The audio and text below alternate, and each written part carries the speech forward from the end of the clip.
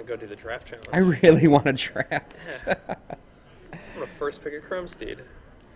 All right, now the game is underway. Matt Landstrom starts things off. He plays a Black Leaf Cliffs, gets a Pulse Tracker on the table, and passes the turn.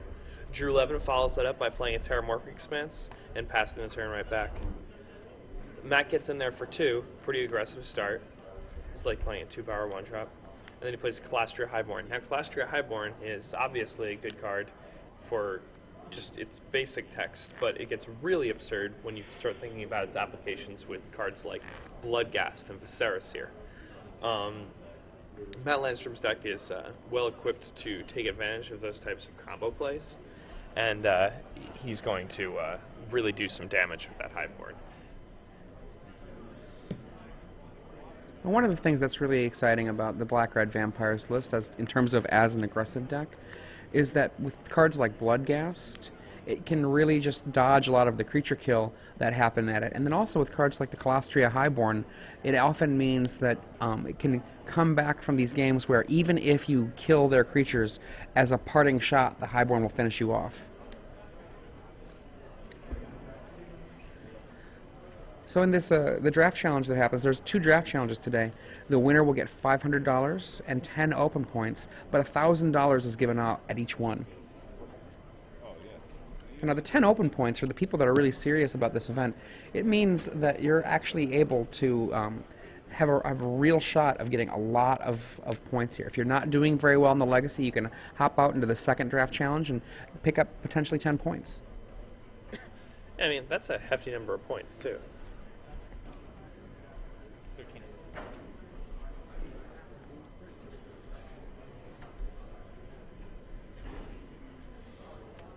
And right here, there's a possibility of a Dark Tutelage, which doesn't seem unreasonable to me. Yeah, I think he knows Drew's list, so I think he should just be doing math. The last card out of his hand should be Dark Tutelage. He should be doing math and thinking, okay, what is the series of plays that ends my opponent's life? Good point. Good point. Very good point. Like, and that is certainly the series of plays that does that. And look at that there now. He's the Viscera Seer Calastria Highborn combo, which with another swamp in play would be able to just fireball his opponent for 8. So he's actually threatening, lethal. At this point, lethal. That's 1 damage, 2, 3, 4, 5. Well, if he plays a swamp. 6, 7. He actually doesn't even need it. He's got it on the table even without the swamp. He's got 7 power in attacking, and he's got 3 black sources. You're right. So he can go and get the 13 in right now.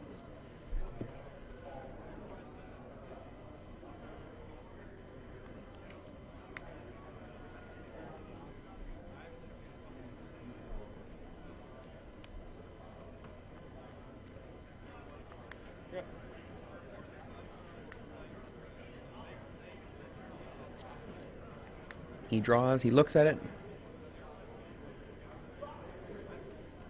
and goes for the kill. Yeah, I mean, it's basically nothing that Drew can do here. He lays the land, says go, and Drew says, I'm done. Yeah. Now, that's the power of Highborn in this type of match. Yeah, the fireball effect, you know, it's a drain ball.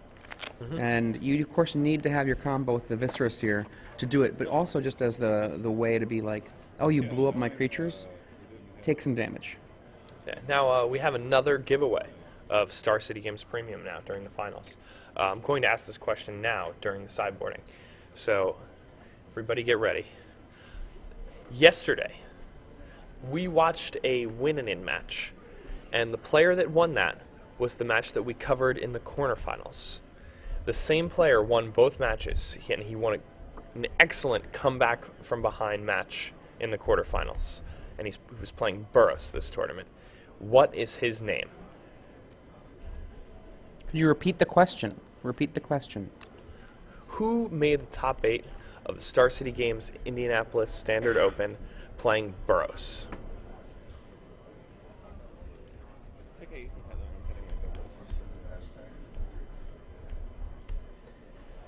The hashtag you should be using is SCGINDY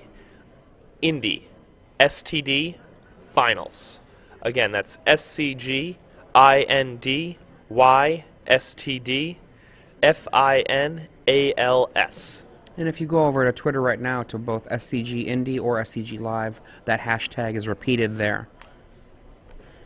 Thank you.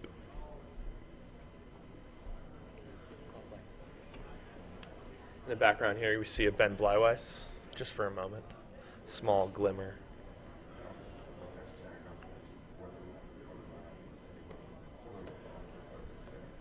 Also, if you cannot find the hashtag anywhere on the website, you can find it on the screen you're watching now, directly under the Versus. Now, that game was very concise. Black Red Vampires just rolled over Drew there. And that's something we've been seeing throughout the tournament, is Valakut just dying in game one to these aggressive decks that kill them on turn 4. Well, I mean, in a lot of ways, what's happening for a Valakut deck is essentially playing a solitaire game against those decks.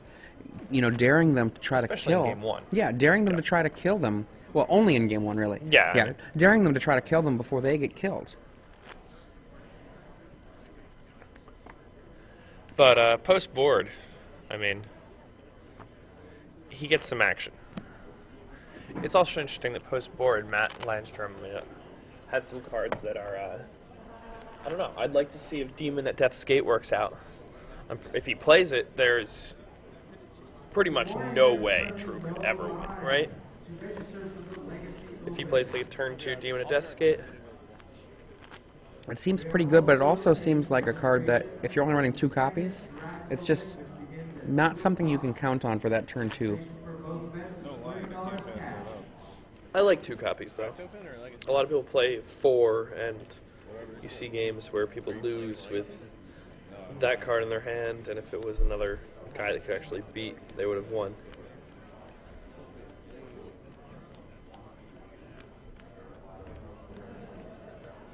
Remember in Kansas City, Caleb gave me that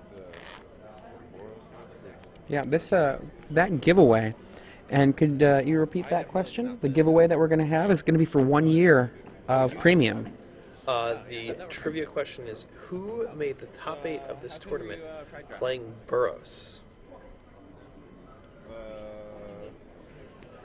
I was in it for a little bit, but it was just such a... I mean, I was in it for a little bit too, and then it was me, and I was out. Okay, as Matthew Landstrom and Drew Levin shuffle up, we've got quite a few people that are on the SCGINDY STD Finals hashtag that have thrown out their answers for a potential 1 year of free premium. And when Rashad gives us a go-ahead, we'll let you know who wins that. It'll be at the very end of the match. Rashad has already determined the winner. I did beat an Emrakul by him show and telling. Haven't you? Oh, I'm sorry. I'm told by Rashad that he has not. My bad. My bad, kids. Like one table fetch land plus an hand fetch land. Ah, I see. No, I passed my figure. There can only be one, though. Put him to 18. It's like the Highlander. 621. And then I had 2 balls.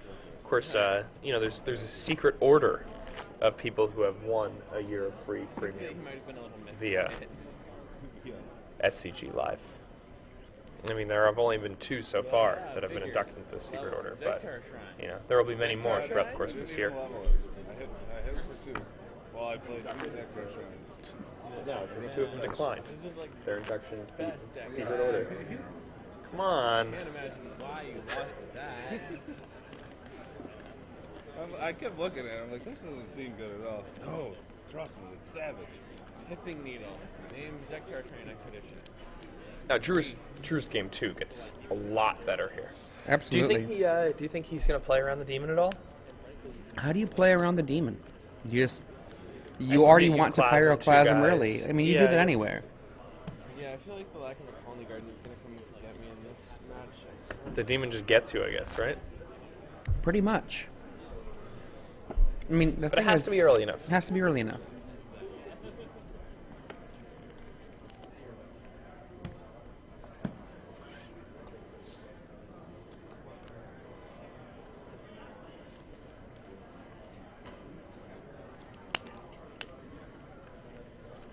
Once again, this is Jacob Van Lunen. I'm here with Adrian Sullivan, and we're at the Star City Games Open Series in Indianapolis.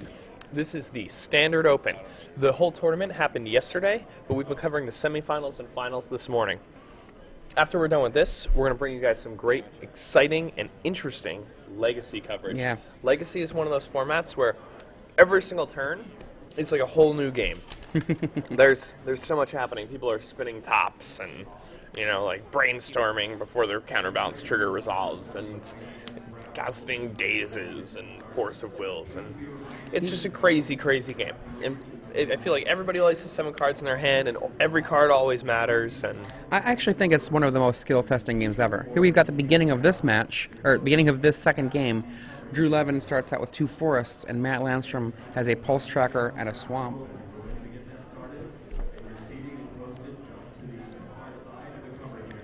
And the same kind of opening as before. The Highborn comes out. Like right here, for example, if I had a Pyroclasm, I would just do it. oh yeah, I would without a doubt. I mean, I think that that's going to be the case any time that there's 2 creatures in play. I would just do it.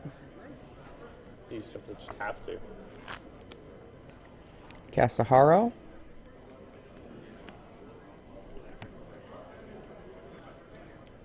I mean, if he has a Plasma in hand, you just... I mean, just the amount of time it buys you is pretty insane. Now, the question about, burning a Pyroclasm or a Slagstrom on one creature is more interesting. And I think a lot of those times you might even just do that, depending on what the creature is. Yeah, If you've got a backup Pyroclasm, I probably would just do it. If you don't, I would so probably like- sandbag it for a second. Okay, he does not have... that's like super dependent on the game state, though.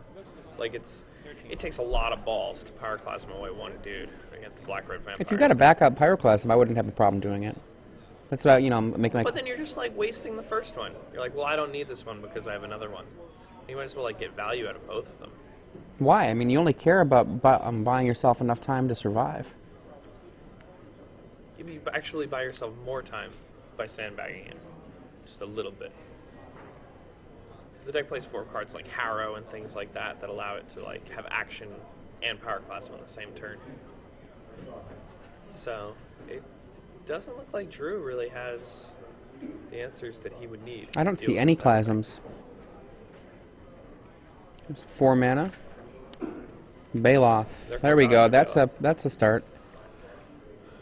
It might suck up a grass or a go for the throat. And it does. So Matt just takes away that 4 life that Drew gained. I want it back. I mean, from Drew's perspective, that's not a good thing, but at the same time, he got another opportunity to... I mean, he actually didn't develop his mana there, did he? Because he already had the 4 mana the previous turn. So that means he does not have a land in play, or in his hand. It's very dangerous. He's got a Harrow in his hand.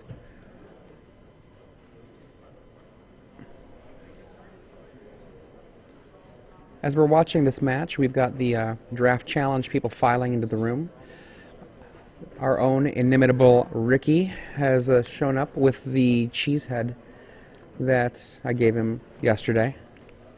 Yeah, he looks pretty happy about that. I guess it was 2 days ago I gave him the cheesehead. He's a Packers fan, as were most of the people in the top 8, actually. I believe in our poll that we were giving them, there were 5 Packers fans. 2 fans of Legacy. 2 fans of Legacy over the Packers or the Steelers, right? And Chris Anderson is a big fan of baseball. Yeah, baseball. Yeah. Now here we go. We got 2 points of mana development here, where we have Overgrown Battlement and a land. This battlement also gets taken out. Drew's life is getting pretty whittled down to a pretty low level. He'll be down to 9 after this attack. Maybe... Well, I mean, he could also activate the Loftclaw Reaches, and right now he could get in for I don't think extra he 3 has. damage. I don't think he has a second That's red. what, It looks 6. like the only 1 red. Well, he has Dragon Skull Summon in his hand. Oh, does he have Dragon Yeah. Skull? I didn't see it. Okay. There he goes. Now, Activates the Dragon Skull Summit. yep. And he's Attacks. going to pump it. Threatens to kill him next turn. Yep. He says, all right, I have lethal damage on the board. Go.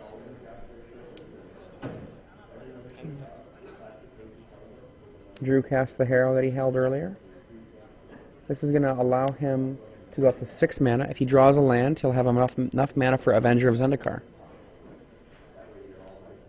Does he have a Primeval Titan? Or I couldn't tell. I only saw the Avenger of Zendikar. It's possible he also has a Primeval. But I actually don't know that Primeval, if he had the 7th mana, I would go with the Avenger first. I'm at 6.